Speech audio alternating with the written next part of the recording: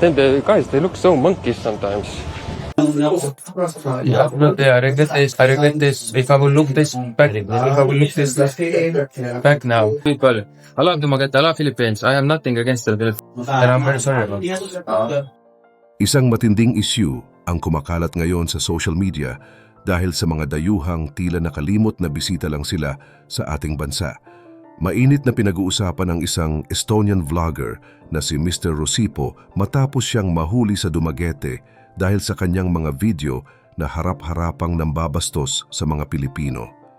Hindi lang siya basta nagbakasyon dahil ginamit niya ang kanyang vlog para laitin ang ating lahi at kumalat pa ang balita na tinawag niya umanong mga unggoy ang mga kababayan natin. Dahil sa kanyang mga ginawa, mabilis na kumilos ang ating mga autoridad para panagutin siya sa ilalim ng ating mga batas. Pero ang tanong ng marami, paano nga ba nauwi sa pag-aresto ang kanyang paglalakbay at ano ang mangyayari sa iba pang mga dayuhan na tila sinusubukan din ang pasensya ng mga Pilipino? Pero bago po ang lahat, baka pwedeng pa-like ang video na ito at mangyaring mag-comment sa baba kung taga saang lugar ka para malaman namin saan umaabot ang ating mga video dahil napakalaking bagay na ito sa aming content creators. Maraming salamat po. Sa ginawang investigasyon, lumabas na si Mr. Rosipo ay hindi lang pala bastos kundi isa ring overstaying alien dito sa Pilipinas. Ang huling extension ng kanyang pananatili ay hanggang noong January 1 lamang, kaya ilang linggo na siyang iligal na naninirahan sa bansa nang siya ay madakip. Bukod sa issue ng kanyang visa, nahaharap din siya sa mga seryosong kasong kriminal. Sasampahan siya ng paglabag sa Anti-Photo and Video Voyeurism Act of 2009 na may kaugnayan sa Cybercrime Prevention Act of 2012 dahil sa kanyang mga ginawang video. Malinaw ang babala ng gobyerno na kung maganda ang Pilipinas para sa mga turista, mas maganda raw ang pakiramdam kapag nasa loob na sila ng kulungan kapag hindi nila nirespeto ang ating bansa. Hindi lang itong si Rosipo ang naging sakit ng ulo dahil may isa pang dayuhan na si Nikita Chekhov, isang 21 anyos na lalaki, ang gumawa ng mas matinding gulo. Nagpost siya sa internet na mayroon siyang sakit na HIV at balak daw niya itong ikalat sa buong Pilipinas habang minumura ang mga tao. Ngunit nang maaresto siya at sumailalim sa medical test, lumabas na negatibo pala siya sa HIV at kahit anong uri ng sakit. Lumalabas na nagpapasikat lang siya at ginamit ang ating mga kababayan para lang makakuha ng atensyon sa social media. Gaya ng mga naunang dayuhan na naging pasaway, kakaharapin din niya ang batas at makukulong dito sa Pilipinas. Bukod sa mga vlogger na ito, tinalakay din ang tungkol sa mga kaso ng kidnapping na kinasasangkutan ng mga Chinese suspects. Ayon sa mga ulat, ang mga biktima nila ay kapwa rin nila mga Chinese na madalas ay may kaugnayan sa mga holdover ng mga pogo. Ang mga sindikatong ito ay mayroon ding mga Pilipinong kasabwat at kasalukuyang hinahanap na ng mga pulis. Inestima na aabot sa mahigit 1,000 kaso ng kidnapping ang hindi na iuulat dahil sa takot ng mga biktima, habang nasa 100 lamang ang opisyal na napaabot sa mga autoridad.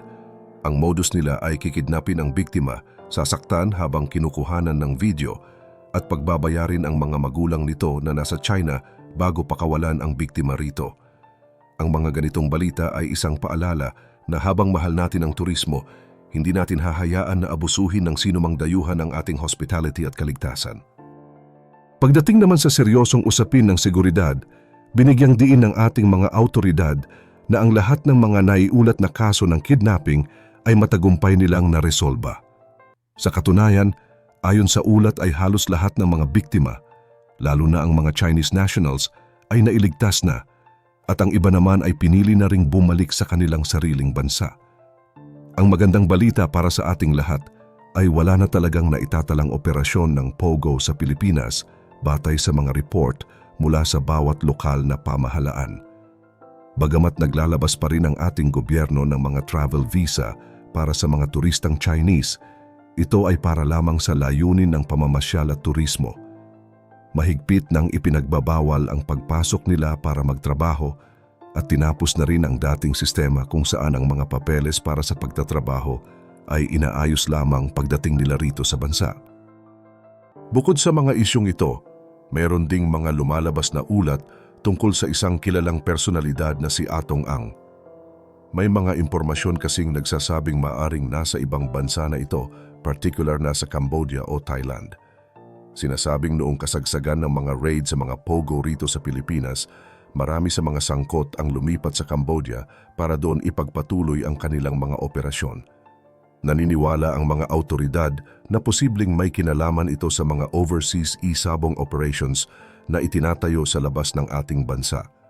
Nakikipag-ugnayan na ang ating pambansang pulisya sa mga autoridad sa Southeast Asia para makakuha ng mas matibay na impormasyon tungkol dito.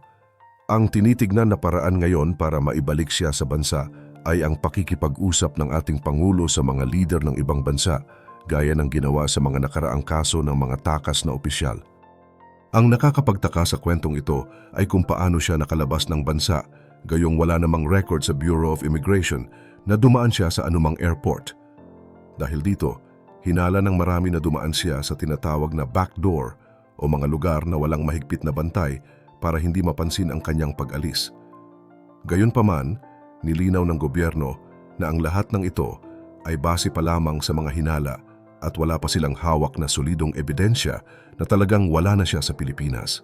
Meron ding issue tungkol sa kanyang mga baril na hindi pa isinusuko, kung saan ang depensa ng kanyang abogado ay nawala na raw ang mga ito matagal na panahon na ang nakalipas.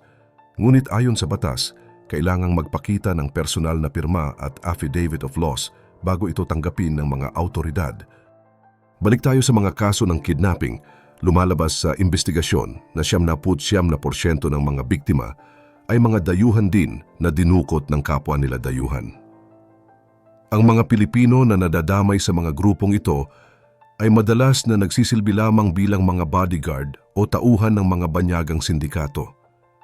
Ang ganitong mga kaganapan ay nagpapakita na seryoso ang ating gobyerno na linisin ang bansa mula sa mga iligal na aktibidad na dala ng mga dayuhan. Mula sa mga mapang-abusong vlogger hanggang sa mga sindikato ng kidnapping, lahat sila ay kailangang dumaan sa tamang proseso ng batas. Magkakaalam, share ko lang story ko. Dumating ako sa point na isang income lang hindi na sapat para sa pamilya ko. Kaya naghanap ako ng extra income at oo, marami rin akong pinagsisihan na online courses at online materials. Pero may natutunan ako. Dahil doon, unti-unting guminhawa ang buhay ko. May savings na, may bahay, may sasakyan, at nakakapag-travel abroad. Kaya gusto ko lang i-share ang mga nakatulong sa akin. Inipon at compile ko lahat ng online course at online materials na alam kong makakatulong din sa iyo. Litan ang link sa description at comment section. Sa kabila ng mga naging tagumpay sa paglilinis ng mga sindikato, inamin ng ating mga autoridad na hindi pa tapos ang laban dahil marami pa ring mga grupo ang nasa ilalim ng kanilang maingat na pagbabantay. Mayroong hindi bababa sa 9 na grupo na bahagi ng kanilang watchlist at bagamat marami na sa mga ito ang wala na sa bansa, patuloy pa rin ang paghahanap sa mga natitirang suspek. Sa katunayan, mayroon pang mahigit 300 tao na kailangang dakpin, pero ang mga kasong ito ay bahagi na ng mahabang listahan na naipon sa loob ng nakalipas na 10 taon. Nationwide o sa buong Pilipinas ang ginagawang pagtugis na ito para masigurado na walang makakatakas na kriminal, dayuhan man o lokal. Balik tayo sa issue ng mga bastos na vlogger gaya ni Mr. Rosipo na ating pangunahing paksa. Isang mahalagang punto ang lumitaw tungkol sa isa pang vlogger na si Vitaly na matapos ma-deport pabalik ng Russia ay nagbanta pang maglalabas ng mga video at larawan na nakuha niya mula sa loob ng kulungan dito sa Pilipinas. Ipinapakita nito ang isang malaking butas sa ating sistema dahil kahit nasa loob na ng piitan, may mga nakakalusot pa ring gadgets gaya ng kamera. Inamin ng mga autoridad na walang perpektong kulungan sa mundo at kahit sa mga maximum security prison, ay may mga pagkakataong may nakakalusot pa rin na teknolohiya. Ang tanging paraan na lang daw para maiwasan ito ay ang paggawa ng mga biglaang pagsusuri o daily raids para makumpiska ang anumang bawal na gamit. Ngayang mga pangyayaring ito, mula sa panglalait ni Rosipo sa mga Pilipino hanggang sa mga banta ni Vitaly at Nikita, ay nagpapakita na hindi tayo dapat maging kampante. Hindi pwedeng hayaan na lang na gawin tayong katuwaan ng mga dayuhang ito sa kanilang mga vlog habang narito sila sa ating sariling bayan. Ang pagpapakita ng ating pagtutol at ang mabilis na aksyon ng batas ay mahalaga para mapangalagaan ang ating dangal bilang isang lahi. Ang Pilipinas ay para sa mga taong marunong rumespeto sa ating kultura at sa ating pagkatao. Sa dami ng mga dayuhang vlogger na pumupunta rito, napapansin niyo rin ba na tila dumadami ang mga gumagawa ng content na hindi maganda ang motibo sa ating mga Pilipino? Para sa inyo, sapat na ba ang pagpapatapon sa kanila pabalik sa kanilang bansa? O dapat bang pagdusahan muna nila ang kanilang mga ginawa sa loob ng ating mga kulungan para hindi na sila tularan ng iba? Ano ang masasabi nyo sa ginawa nitong Estonian vlogger na tinawag tayong mga unggoy? I-comment nyo ang inyong mga saloobin sa ibaba at huwag kalimutang mag-like at subscribe para sa mas marami pang updates gaya nito.